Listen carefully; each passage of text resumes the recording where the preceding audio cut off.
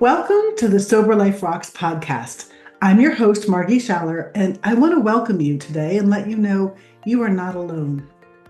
You may have made the decision not to drink alcohol, or at the very least, not at work-related events. But whether you've never been a drinker, are in recovery, or made a health-related decision, we see you. In today's world, networking, socializing, celebrations, they all seem to happen over drinks, and the struggle can be real. But through this podcast, we're changing that narrative. We're here to create a community where individuals like you who choose not to drink or drink less can find camaraderie, support, and practical advice. So let's get the conversation started. Today, I have a really special guest to introduce you to, Dr. Martin Mendelson.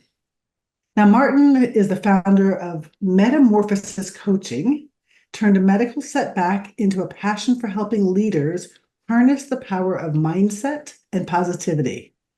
His speaking and consulting programs enhance leadership, team cohesion, communication, and productivity. Using his team approach, Dr. Mendelson helps leaders lighten management burdens and create happier and more effective teams. Martin, welcome to the Sober Life Rocks podcast. Well, thank you so much for having me. It's a pleasure to be here. Absolutely. So with many of my guests, I want to sort of hear the whole sober journey and all of the things. We're going to start out with a little piece of that, but then this is a special podcast because we're going to have you share with us some things that you are the expert at that will help everybody listening, regardless of where you are on the spectrum, turn to a life of more joy. But let's get started a little bit with you're sober. How did that happen? How did that happen? I think for many of us, it happened over a many period of years. The sobriety was a single thought decision. But the truth of the matter was I was in a place of pretty deep imposter syndrome and really thinking that I wasn't necessarily the person that I should be for what I was doing. And so I would kind of numb that pain utilizing alcohol. And so when I would go out in the evenings or, go out with friends, et cetera, I would drink to excess. And then, I would say bad things about myself or to others. And it just got to a point where I just had to make that decision that the lifestyle that I was leading wasn't commensurate with the person that I wanted to be. And so I needed to make that choice. And that was the choice I made with sobriety. And here we are, May of 2025 will be 10 years. So, wow. Yeah. And literally it was that simple for you. For me, it was, yes. But also you could also argue that's not a completely true statement either. Why? Because for years it was, okay, I'm going to try to drink less, or I'm only going to have 2 drinks, or I'm only going to do this, or I'm only going to do that. And I always failed in that attempt or approach. And so for me, it had to be, all or nothing. And so yes, when I did get to that point in May of 2015, it was that simple, yet it wasn't that easy, as the phrase goes. Sure. And so just kind of picking up on something you said, it started as a tool you used to try to deal with this imposter syndrome. Mm-hmm.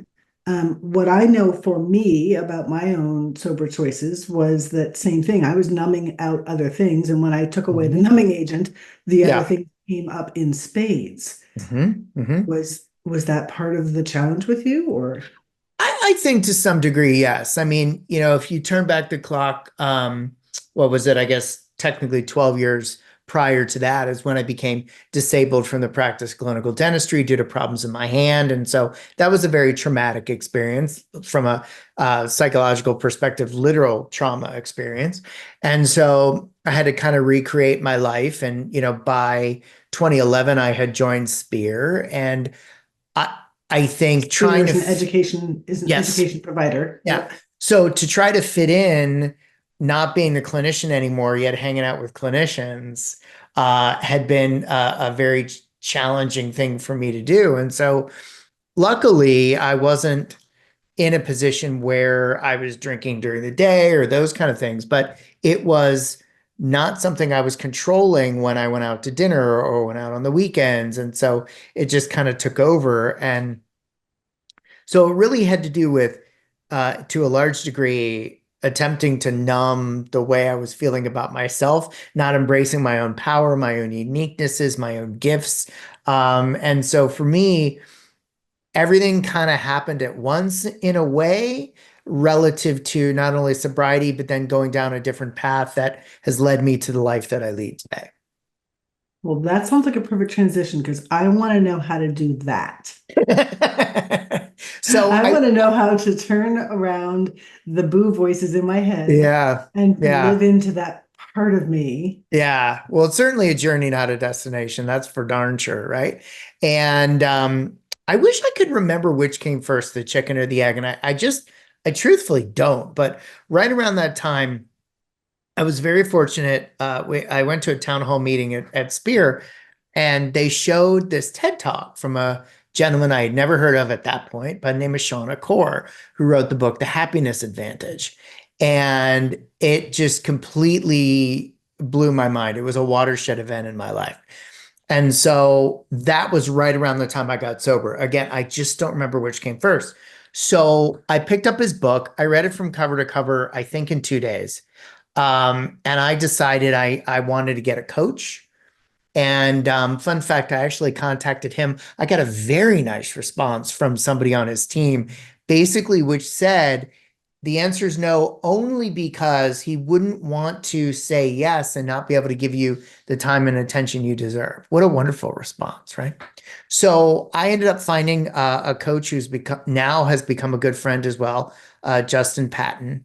And the more we talked, the more we kind of realized that that's the path I wanted to go down. So without going into all the gory details, the first executive coaching certification then leaned me into a certification in happiness studies. The certification in happiness studies led to a team facilitation certification that led to emotional intelligence and team facilitation. And so it very much was a journey to find myself. I know we're going to talk about this later, but I say in my book that's coming out next year, in so many ways, I became a coach to save myself because it gave me greater insights, not only into the certifications, that is, not only into my clients, but also into myself as well. So Mhm. what I can also say, which I feel very strongly about, is these tools, these mindsets, these reframes, they're skills.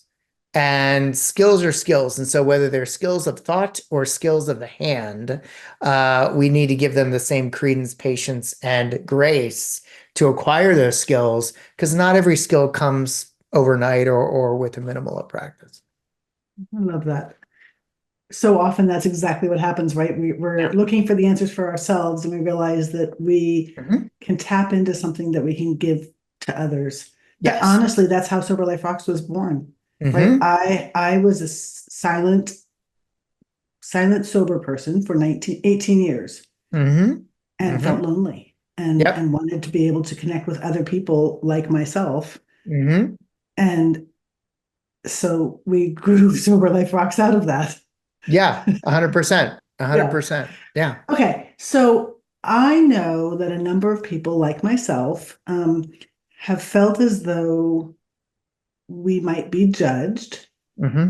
if people knew that we were specifically in recovery. Hmm. We often feel as though people might think we're not fun Hmm. or not part of the Sure. cool kids, or Right. these are all mindset things. These are all in our Mhm. own heads, but Mhm. maybe talk to me a little bit about some of this mindset and how we can get some tools from you about this notion of Sure. happiness and Sure. freedom. Yeah. And so I love what you said. I mean, it is a mindset, which is a word that is a bit overused, and some people connect with it more than others. But the truth of the matter is it's about our thought process. And as you mentioned, I have a framework that's an acronym of the word team, and it stands for thoughts lead to emotions that drive actions that manifest our results. And so one of my favorite books of all time was Man's Search for Meaning by Viktor Frankl. And in the book, Dr. Frankl states, and I quote, between stimulus and response, there's a space. Between this, or in this space, excuse me, lies our freedom to choose our response. And in our response lies our growth and our freedom. So the fact that other people are drinking around you is just simply a fact. It is what it is. And it's technically neutral. So we have a choice about which thought we will then start given that situation. It can either be, I'm going to be around these people and have a good time, or I'm going to be around these people and feel less than and feel self-conscious. And each of those thoughts will drive specific emotions that then drive actions or inaction, because I always love to say inaction is action, which then ultimately manifests a result. So, what I often say is team in its left to right incarnation is a reactive process. You're having a thought to a given situation. From right to left, which I jokingly call meet, not exactly spelled correctly, is a proactive process. So you can say to yourself, okay, how do I want to experience this event this evening? Well, I want to go, I want to network, and I want to have a good time. Great. So, what action is going to support that manifestation? Well, I'm just going to go and be myself. Great. What kind of emotion is just going to support that action? Well, it could be just, the emotion of comfort in the situation that we're giving. And what's the thought that could kickstart the whole thing? Could be something as simple as let's do this. So, a simple word can be very, very powerful when we understand how the mind actually works. And so, most of my there's what four chapters out of 9 or 10 in my book that's dedicated to team, one for each of those letters in the acronym. And the reframe is an incredibly powerful tool. Now, here's something I will also say as well. In my coaching training, they spend a lot of time appropriately getting us to understand what the difference is between someone who needs coaching and someone who needs therapy. And I very much respect those therapeutic providers. And I always like to state when appropriate and possible that if you're having challenges and you feel like you can't get this out of your mind and it's really taken over your life, et cetera, that's one of the red flags rather that indicate a therapeutic intervention is really important. So, I just want everybody to just hear me and embrace the idea that it's okay not to be okay. Therapy is okay, and therapy is a wonderful thing. I engage in it all the time myself. So, Yeah, I love that. Okay, so then take us to the next step. mhm. You're known as somebody who is all about optimism and Yeah. happiness. Mhm. And that's not something that we often focus on in this podcast. And that's why I wanted to bring you in, because Yeah. I just think those messages are something we need to hear in today's world. Yeah. So, first thing I'll say is that happiness is a comparative emotion, and that we can't know happiness without understanding and embracing sadness. And so for me and my part as a human being, the truth of the matter is that I have as many crappy days as everybody else. The difference is how I navigate through those crappy days. One of the things I like to say is we've all survived 100% of our worst days, which is true. So when it comes to the science of happiness, and if you read Mr. Accord's book, or Dr. Accord's book, excuse me, that I referenced earlier, he talks about the idea that happiness is a journey, not a destination. And that actually comes from the literature from the work of Sonia Lyubomirsky, who conducted a meta-analysis of 200 studies of 275,000 people worldwide, different countries, ethnicities, positions in society, net worth, you name it. And it clearly demonstrated that it wasn't where you got in life that created your happiness, it was the life itself. And so being present in the moment and being curious versus judgmental, there's a couple different elements to it, which we may have time to get to. But the truth of the matter is that happiness is not walking around with a smile on your face 24/7. Many people may have heard of the term toxic positivity before.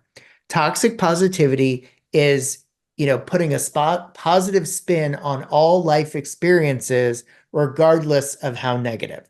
That's not what true happiness or optimism actually is. True happiness and optimism is about resilience and allowing your emotions to flow through and flow past you. So the opposite example or tool that I give to people that will counter this, good vibes only deal is a phrase many may have heard of before, but I add a little bit to it. So you may have heard the phrase before, everything happens for a reason. I assume you've heard that, right? Oh, yeah. So my version is everything happens for a reason. This sucks. Step two, I'm going to be mad and I'm going to do what I need to do. Maybe, go for a run, go for a walk, eat a pint of ice cream, whatever. And then I'm going to look to the opportunity. What did this teach me? What can I learn? If it's a skill set type thing, what do I need to learn so this doesn't occur the next time? So we flip our aperture from something that happened that was negative to the actual opportunity. And so when we flip it to the opportunity, it actually engages Dr. Barbara Fredrickson's broaden and build theory, which talks about how positive thought action repertoires literally broaden our ability to see and understand things differently. So if you think about a difficult situation that you were in and you come out of it and you might have thoughts of, why didn't I think of that? Why didn't I say that? Why didn't that occur to me, etc.? That's the opposite, I guess you could say, of Dr. Fredrickson's theory, because negative thought action repertoires, as part of our theory, narrow our ability to see things differently. So positivity and optimism, the real kind, actually goes to brain function, our ability to navigate through information, understand information, see information, comprehend information, etc. Okay. It's a lot of really heady theory. Mm-hmm. And, you and I know each other well enough for you Yeah. to know I'm super practical. Yep. So let me just throw a couple of scenarios at you. Yeah. Um, I have a really big prospect for a new client, Yep. and I show up as my best self. I say all the right things, and I get shut down, Mm-hmm. Yep. and I don't understand why, Sure. and it doesn't happen. So now take me through the filters. So, so if I understand, just to replay, just to make sure I understand. So you did the best you could, you showed up and they said no, and now, you got turned down, right? And I feel less than because I showed up as my best self and it still didn't Sure. work. Sure. So interestingly enough, I love what you just said. You said, I feel less than. So the fact that you got turned down is actually technically neutral. It's the thought, I feel less than, that's kicking off the team flywheel, if you will. And so what I would say to you is you have every right to feel ticked off, to be upset, to be angry, etc. Allow those feelings to occur, allow it to flow through and flow past you.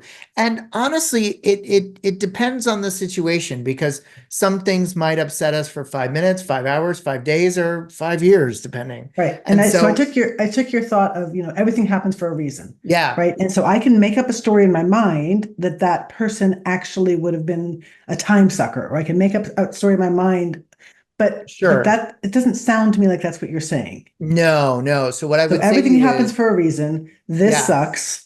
yeah, everything happens for a reason. This sucks. I'm going to allow myself the grace to be kind of ticked off tonight. And Yeah. I'm gonna go out of my way to hang out with my friend or my spouse, or, call somebody or go Have to a my chocolate favorite chip pottery cookie. class, whatever, right? And then I'm gonna make a promise to myself that, just to use an example, tomorrow morning, I'm gonna sit down and think about all the things that I have learned from this situation. What are the things that I possibly believe I could have done better? What are the things that this situation has taught me in being shot down to retell your word? They may have said something that maybe you weren't prepared for relative to an answer. How could I be better prepared for that next time? So we flip this into for almost lack of a better word, an empowerment discussion around, okay, it is what it is. This is what happened. How am I going to come out of this a more powerful person next time? And I also think it bears also to say we have to be very careful not to make it personal about ourselves. Mhm. And so Carol Dweck has this amazing book called Mindset. And there's this concept between fixed mindset and growth mindset that this example is perfect for. A fixed mindseted person, in your example, would say to themselves, I'm a failure. So you've connected your lack of landing the client with your self-worth. When Mhm. you do that, that goes down a whole negative cascade of a whole bunch of stuff.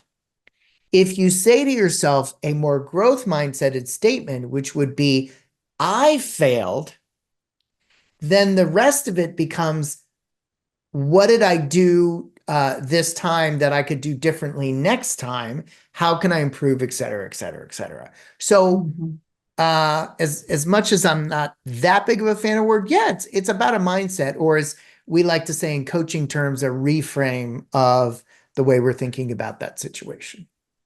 Okay, and so then how does that feed into this happiness Yeah. research that you talked about? So it has everything to do with how you're actually looking at the situation. So let me give you a couple examples. So I'll give you some of my favorites. So Dr. Bryan worked with a group of school children, and he wanted to see how a short burst of positivity could affect their ability to perform on a standardized math test. So he split the kids into two groups, and they were, very important point, equally academically weighted in both groups. One group simply took the math test. The other group sat down and they just literally had a conversation with them about, what was the happiest day in your life? What did you do? Who were you with? How did you feel? Did you eat something? You get the idea. And then they just said thank you and had them take their exam. They blew the doors off the other group simply because they sat down and thought about the happiest day in their lives. Okay. So that's one example. That's a very practical example. And there's a lot of them out there. So the practical take home here is small bursts of positivity work. So whether it's thinking about something that makes you happy, there's one study, believe it or not, you ready for this? Thinking about your favorite movie raises your endorphins on average by 27%. It's crazy. Okay. The other example I want to give you from the research is the work of Schmitz. And I think this is important because it talks about like seeing things and seeing opportunity. And so what Schmitz did, he worked with individuals, some primed to be positive, some primed to be negative, through showing them positive or negative imagery. He then showed the two groups the same photographs, and they were asked to share the details of those photographs, what they saw. The individuals primed to be positive saw the primary image in the foreground and a lot of detail in the background. Those primed to be negative saw only, shall we say, the forest from the trees. They only saw the primary image in the foreground and missed a lot of detail in the background.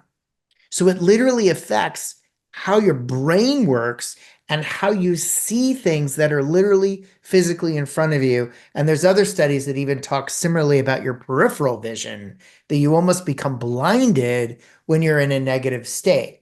Now, the devil's advocate will be, well, Margie's example was that you were upset and blah, blah, blah, blah, blah, blah, blah. Totally get it. Makes total sense.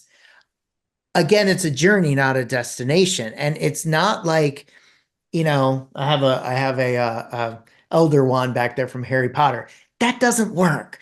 And so we got to understand that depending on the gravity of the situation that you've had to work through that's negative, we got to understand it may take us a little time to work through. What I'm proposing is you take a step back, start to look at the positives, not because you're trying to put on rose-colored glasses, but because those are actually just as valid as the negative ones.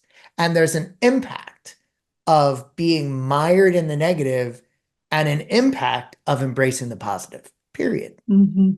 Mhm. So back to my example, once I've gotten through the frustration and grieving, whatever the situation is, Yeah. you said look for the things that I learned, but Yeah, maybe what I'm hearing too is look for the positives of you could. that outcome. Yeah. Yeah, absolutely. And based on the situation, it could be any or all of the above, right? Hmm. Um, it even could be something like, let's say you bought something to produce some element of the proposal, some office piece of equipment, right? And it's like, well, I didn't get it and I bought it for that. Well, now I can use it next time, right? Yep. So there are a multitude of ways that you can look at any one given thing, right? Yep. So let me give you another one that's more centered around kind of the drinking culture Hmm. Hmm. of a scenario. This comes actually from a story that I've heard from a couple of different of our members, things Hmm. like this. So um, you have worked really hard in your sales career Hmm. and you reach the point where you're going to be recognized by your company as a top Hmm. salesperson in something at a Yeah. big sales meeting. Yep. And afterwards, your Hmm. boss, wanting to celebrate with you, says, let's Hmm. take everybody out and we're going to go to this bar and Hmm. have a big celebration. Yep. And you're sober, and the Hmm. whole team is getting smashed Hmm. in celebration of you, and you just want to go home. Yeah. Yeah. So I think there's a couple elements here. Um, and I think it has to do with expectation and boundaries, Mm. self boundaries. And what I would say is people don't get smashed in 5 minutes, although some try. Uh, so, I think it's a bit of a self boundary because let's take a step back. And so I'm going to ask you a question or two. Let's see how many. Like, true or false, the boss is doing this to celebrate you. True? True. True or false, the boss is doing the best they can with the skills they have at the time to create the celebration for you. True. Not the way I Majority of want, but the way that they know how to. Yes. 100% exactly. And that's the question. And, true or false, it is more common than not to be celebratory at a place that serves liquor. Yes. True. Okay. So the expectation part of it has to do with going in with the expectation that okay, I'm showing up if this is okay with your sobriety journey, because not everybody can go to a situation or scenario where they could be triggered. And so let's just, for the sake of this example, kind of put that aside for just a Yes. moment. Let's say you do feel that you're able to go to this bar, but you don't want to, and you don't want to be around people who are smashed. Neither do I. So I think it can have some relative to expectation, being appreciative of the attempt that's being made by the boss and have your personal boundary discussion with yourself to say, you know what? I'm going to go. I'm going to go for about 30 minutes.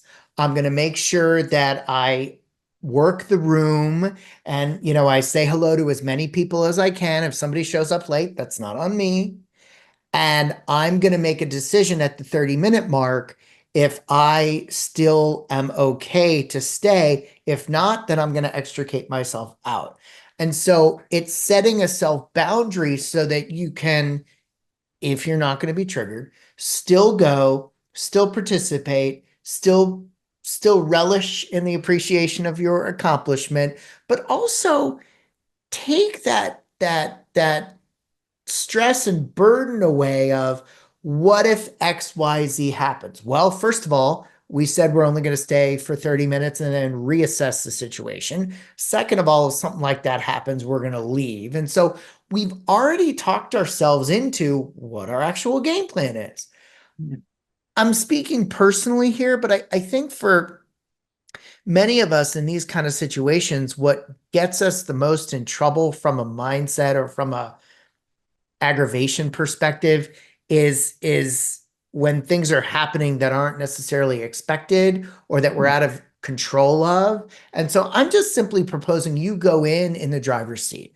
You go in a place of control. You go in a place of decision, having said that I'm going to stay for 30 minutes and reassess. If I want to stay more, I will. If I don't, that's okay too. And here's the thing, and this goes back to the whole team thing and everything is neutral. We can't leave with the thought of, I'm leaving too early. I'm disappointing my boss. I should, I should be staying longer. None of that is necessarily relevant. And it's stories that you're making up in your own head. And Mhm. it is not your fault, or it's not your burden to bear. Let me put it that way. It's not your burden to bear if anyone else thinks that you left early, because that ain't your problem. And so it's a thought, perspective, and process for me.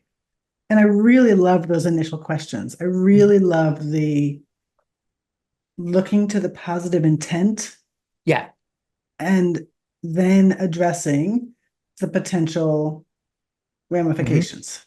Yeah. Yeah. Yeah. Yeah. Because we end up telling ourselves all kinds of stories. And those stories are the things that drive the emotions, that drive the actions, that manifest the results.